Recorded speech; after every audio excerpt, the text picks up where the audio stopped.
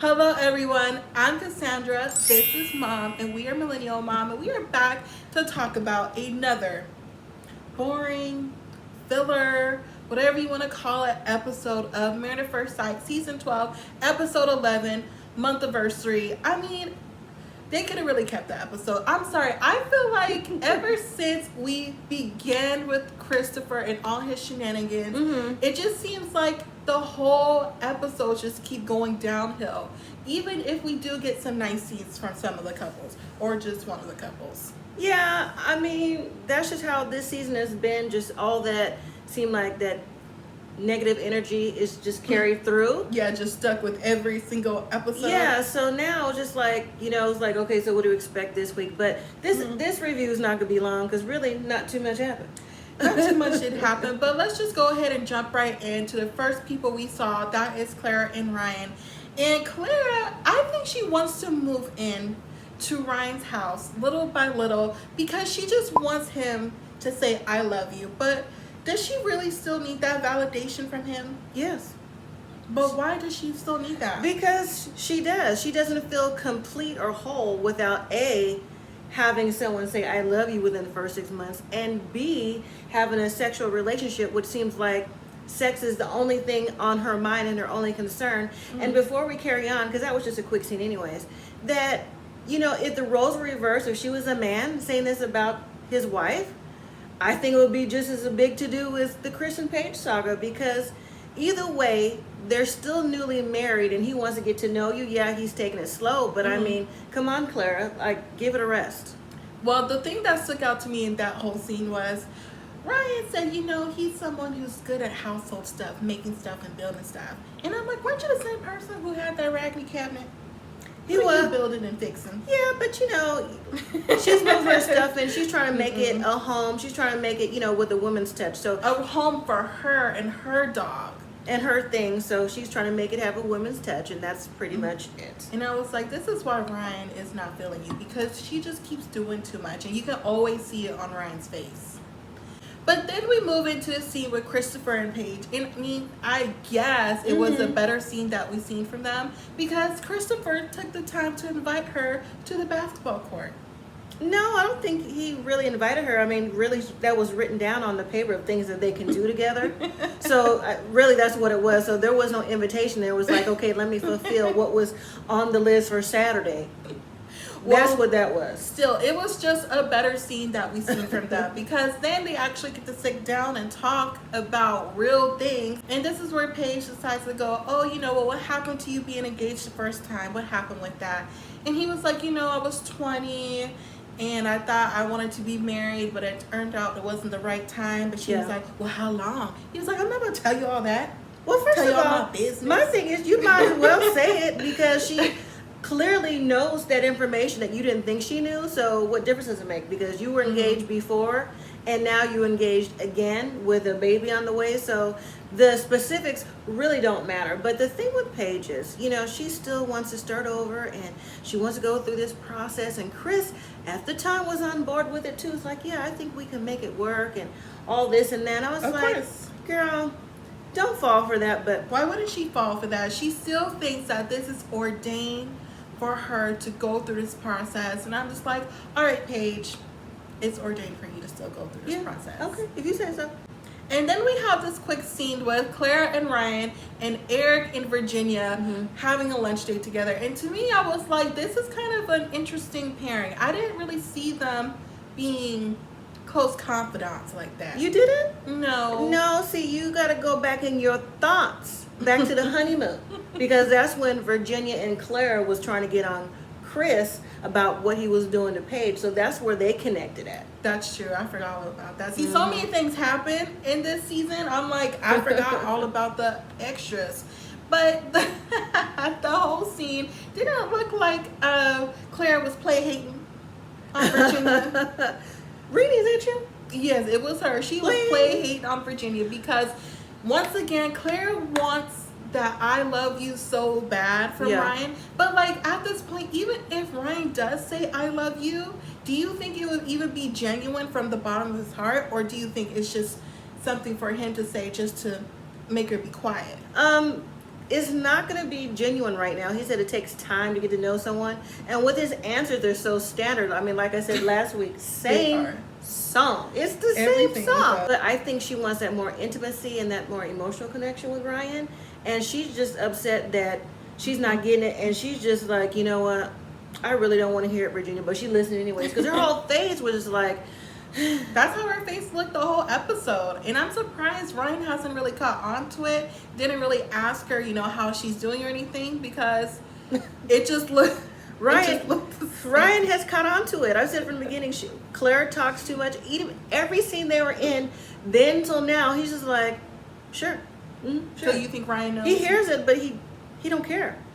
Well, Ryan also lets out that, you know, he hasn't said I love you to anyone, even in his 2-year relationship. And Clara's like, look, if you can't say it in 6 months, I'm out. And I'm like, girl, why moving your stuff? Keep your place. Because she has hope. That's why. Oh. Keep hope alive. So then we see Paige, Bree, and Haley all meet up. And I think they're going to be good friends even after this show goes off. Because they seem like they have a really good connection. I don't know about Haley. I think Haley is just around because, you know, she's supposed to be with the MAFS couple, stuff like that. I don't see Haley being long-term friends with anyone, including Jacob. But I can see Paige and Bree being friends, you know, from a distance, because I think Vinny's going to shut that down. Like, don't bring that negativity over here, girl. I think altogether, yes. Individually, I don't know. Because Bree goes on and talks about how well they're doing, even though her and Vincent are at different spaces. And Vincent wants to go all in while Bree still has, you know, some reservations. But Vincent still tries to make her feel comfortable, which Haley and both Paige felt was very nice. Then Haley goes on to tell a lie and was like, you know, me and what you say? I know you are not on the Haley tell a lie team. Because listen, I got something for Haley and Paige. Hold on. Look, I got something for them both. Take a Kleenex. Don't nobody want to hear that. Don't nobody over here want to hear that.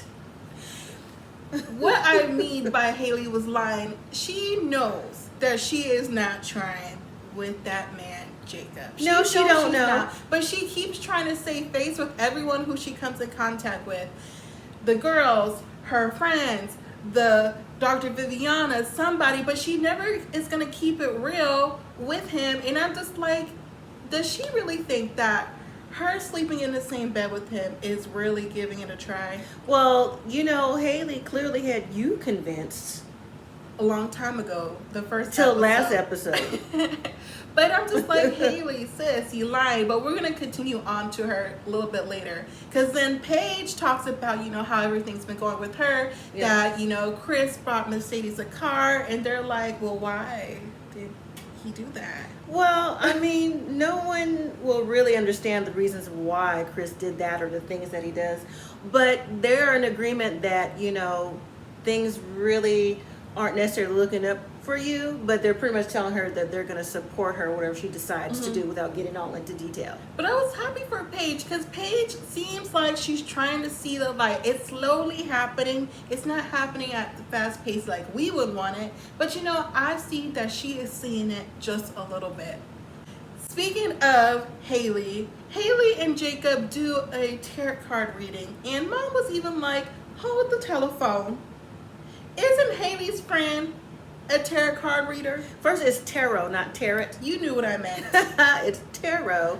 But when she was sitting with Paige and Brianna, she was saying how she wanted to reach out to a tarot reader because one of her friends or a friend that she knows is a tarot card reader. So I'm like, so when the lady came over and was giving all the questions like, you know, is there negative energy? She was saying, you know, I feel this really intense energy coming from one side more than the other. I'm like, did she pay you on the low? Are you really her friend? Because how do you just so happen to feel this intense energy coming from Jacob's side? But, you know, Haley, you can see how she could be trying to be strong-willed and have the upper hand and stuff. The point is, if it was Haley's friend or Haley's friend of a friend, she already knows what's up. You don't think he's fooled? No. Not at all. You've been Team Jacob, though, the whole time. I have, because Haley has been negative this whole time. She really has. Well, moving on to Virginia and Eric. And Virginia has this really nice picnic plan for Eric. You already know she got that wine going. Like she always do. No surprise there. But their whole conversation was going good until the part about her possibly moving in with Eric. And she's like, I don't want to move in with you though. That's not what I want to do.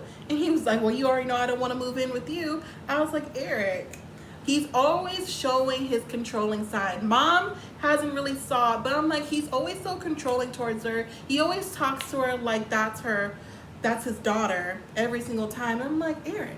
Well, you know, I can understand them not moving into each other's homes. They want to get something together, you know, a little bit bigger for the dogs and for them and all that stuff. So I get that.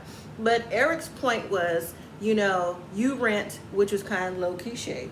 You rent, I own, I don't want two mortgages. But it's the way that he said it. He said it condescending and putting her down. Now, I never necessarily saw him controlling until I heard him say the way he said it just now. But I still think Eric is insecure and scared, though. I don't get the father figure.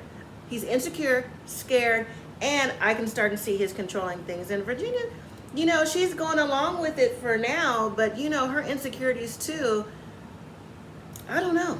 So now we finally get back to Chris and Paige. I before you begin, I just wanted, well, let me give you another piece of tissue because I don't need no tissue for Miss Paige. Well, I just want to know, was they supposed to be going somewhere? No, you know what it looked like to me? Because he had that suit on that we see when they do the promos and stuff. Yeah, that's so a blue I suit. think, unless he reuses his suits, which is nothing wrong with that, but you know, he's so high fashion, that they were doing like a little promo shoot, and then after everything wrapped up, she just changed back to her regular clothes, and I guess he came in that. But the whole scene just felt contrived to me. It was like, what was the whole point of them playing pool? Like, it didn't seem genuine at all. They're playing pool. It seemed like they were having a good time. At least Paige seemed like she was having a good time. It didn't seem like they were having a good time. It just seemed like they were just there and they were playing. And I was like, okay, so when is the ball gonna drop? When is something gonna happen? And then they go into the conversation of like, you know, he feels like she's not giving him what he emotionally needs because, you know, he be calling her 5, 6, 7, 11 times. But here's my thing. Oh, let me tell you about 50, 11 times.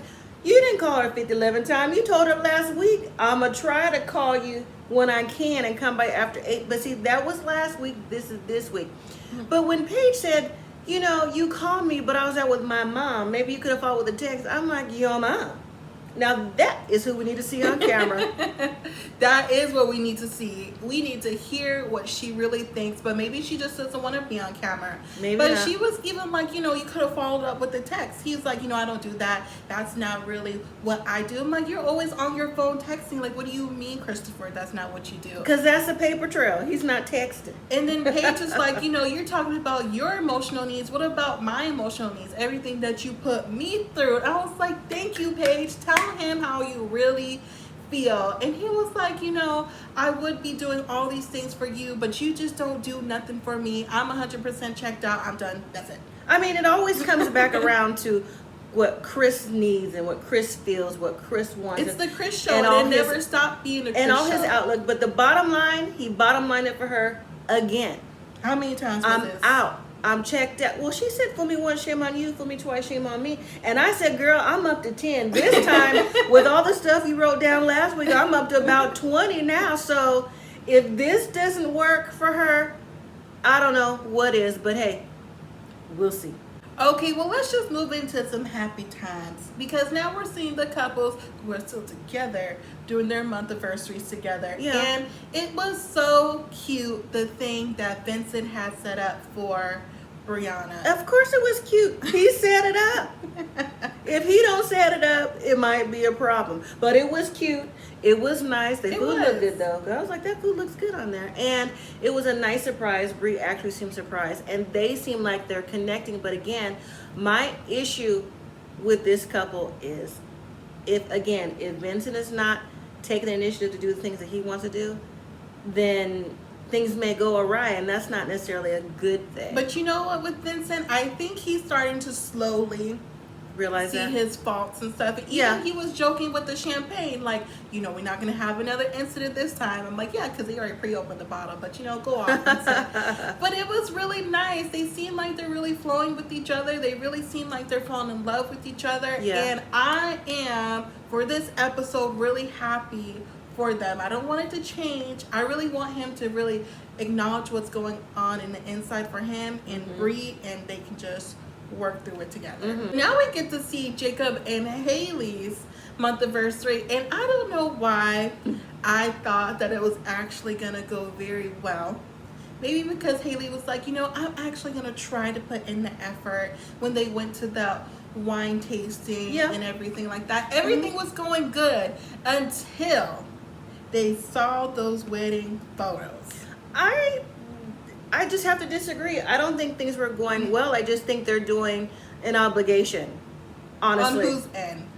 On both ends, for the sake of the process. I just think that they're, because even in conversation, you know, when they looked at the wedding photos, stuff like that, and, you know, it's like, oh, it was nice and all this, and all the wedding photos and videos were nice and all the couples saw of themselves. But when the conversation But when the conversation got down to, you know, I'm not feeling attraction from you, that Jacob said to her, and like, I can't even get a hug. Well, Jacob said that because he was looking at the wedding album and he was like, man, we look so awkward. We look awkward here. We look awkward here.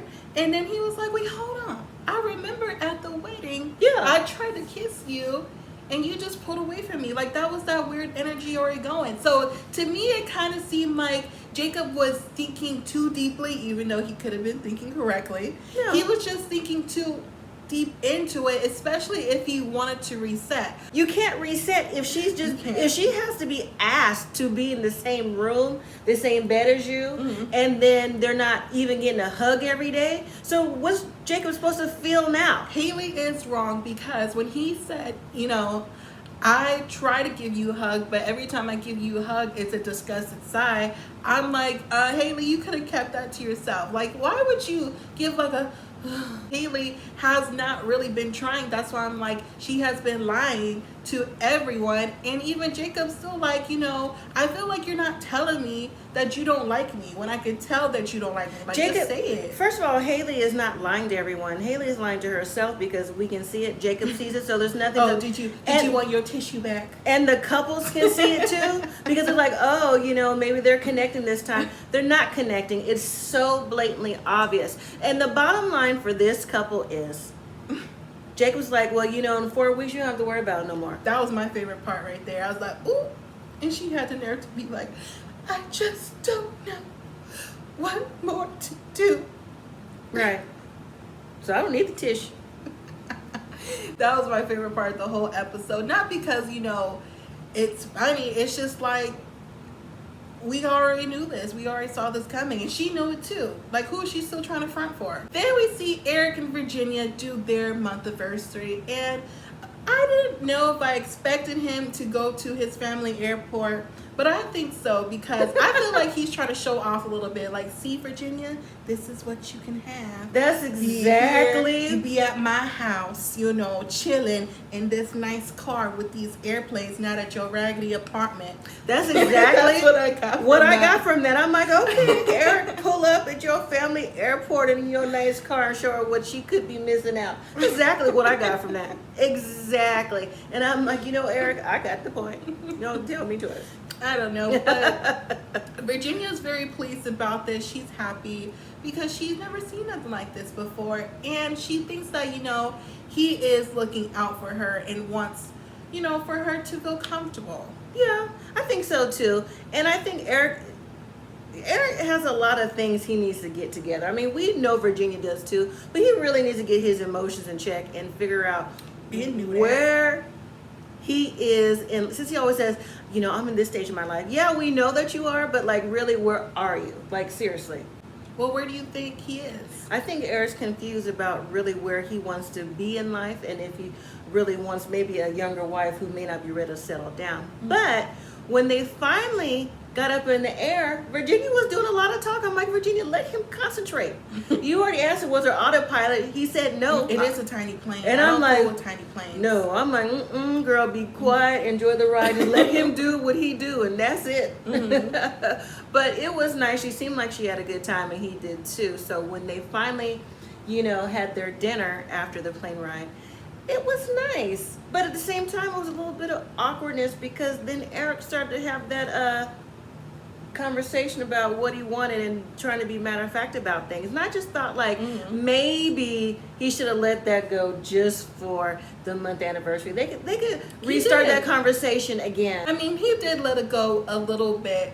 So that's when we do see them exchange nice gifts. Virginia's gift I thought was okay. The dog.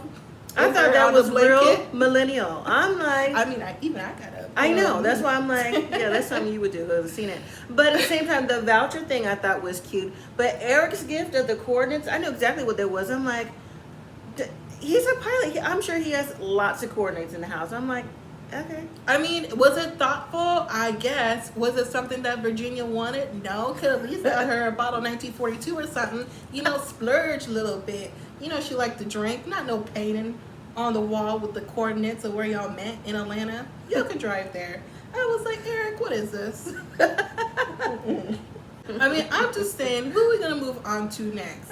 Probably Paige solo in her apartment by herself, looking sad through looking at those wedding photos. Listen, if I was Paige, clearly I'm not Paige, but if I was Paige and production wanted me to do this 1 month anniversary, either look through the photos or the videos, I would have been like, look, he's not here. I'm done with this man. I understand y'all want me to do this for TV, but I need you to pick one. I'm not doing both. Right. I'm either looking through the photos or I'm watching the video. I'm not doing both of them. I was low-key wanting them to show the video where, Chris's family was like, the man was like, looking at her up and down so she could see what was really happening. She can see it on a playback, but it's like, okay. No, I don't even know why they even made her do that.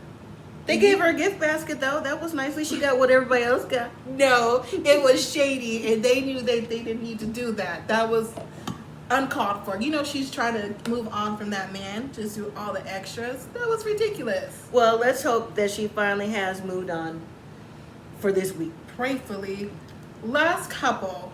Clara and Ryan. I just want to know for real, like honestly, what is wrong with Ryan? I don't think anything's really wrong with Ryan. I just don't think Ryan is, again, ready for this process. I mean, the majority of the cast, in my opinion, aren't ready for this process. But what he did do was set up a helicopter date with Clara, and Clara's like, wow. He remembered the little things because that's something that she wanted to do on the honeymoon, but clearly they didn't have the chance to do it. So they get up there. Well, actually, before they get up there, they have conversations like, oh, how do you think things are going? I'm so sick of the how do you think things are going conversation. You already know by now. Well, that's not what she said exactly. She said, how do you think this marriage has been so far? Like, same what thing. is the highlight of your marriage? It's the same thing. He was like, awkward. You being there all the time. Sure. Yep. Sure. You being there all the time. Right. And of course, we cut away to, if he doesn't say he loves me or we're not intimate, whatever. And I'm like, you know what? Honestly, it's the same song for Clara, too. Like, she needs to, in my opinion, get her priorities together. Like, first of all, who really says I love you in the first month? But you can. It's not even just that for this scene in particular, because Clara was like, I would marry you all over again. And he was like, aw, thanks, pal. But at the same time, he said that face again. But at the same time, he said he would too. I mean, pal and bruh are pretty much on the same level. Right, so he's not feeling her. But anyways, they get in the helicopter. She's taking pictures. Again, there's no... She's waiting for that bomb to drop. She's waiting for that spark. She's waiting for that I love you in the sky, which would have been cute, but it wasn't going to happen. No conversation, no nothing. Just like little bits of here and there, and then, like crickets, right? So then, after that, they go back to Ryan's house, and there's a dinner in the backyard. And at first I was like, who cooked? Because the food on the plate don't look the same, which is okay, but it also looked like Maybe they had catering. Yeah, well, clearly it looked like it was cold because Clara said her food was cold. And again, how you think it went? I am just over that conversation. Like, What someone other needs to make conversation do they need to someone have? needs to make a move, and not a sexual move either. Like a move of where are we truly going? Are we going to get past this process? So you want real conversation? Because in the very beginning, they were the only couple who I thought had conversation. Now I know why. That's the only thing that Ryan talked about, and clearly he's talked out. I think the most interesting part of this whole scene was when they went back to watch their vows again. And you remember how Ryan had those really nice vows to Clara, like, you know, I felt like I known you spiritually before I met you physically. And I was like, if you felt this way about her this whole time, why can't you just give her the D? Why can't you just do it for her? You know that's what she wants. She continues to give you sexual favors. She wants the D. She wants you to say I love you. You clearly aren't ready to say I love you. Just give her something. You know she wants something. I disagree. I don't think that he should have to give her the D, and I think she needs to stop giving him whatever she's giving, and they need to figure out what path they're going on. So, you know, when it does come down to decision day, they can do it. If they're staying together, cool. If not, break away cleanly. And if they're staying together, then all those other things will come. Because like I said, if the roles were reversed, if this was Ryan saying this to Clara, it would be a problem. So it's a double standard there. So he shouldn't have to give her the D. She needs to stop talking about it. He knows she's frustrated. He hears it all the time. And they just need to come to a common ground on what they are doing and what they may continue to do or not do. And that's it. Well, you just said it all right there. Do you need to be on the show? I do. Do you need to come counsel these people every single week and not like once every, I don't know, 2-3 weeks tops? Lord. Well, thank y'all for watching this week's episode. I mean, to be honest, these episodes, I just feel like just keep progressively going south and south every single time. But you know what? We're still here. We're still here to watch. I am praying that Paige is not back with this man. Please, Paige, please. What did you think about this episode? Again, I think this episode, last week's episode, and episodes going forward will be fillers because we're already halfway there, and I mean, really what's gonna happen. But I really hope there's gonna be more progress with at least one more couple. Who? One more? Pick one. It doesn't matter who. It's not going to be Ryan and Clara. It's not, well, maybe Eric and Virginia, but they're just so up and down. Just positive progress. Well, thank you all so much for watching this week's video with us. If you haven't already yet, please make sure you subscribe to our channel. We are going to be doing Raid to Love that's coming out next week and a few other new shows as well.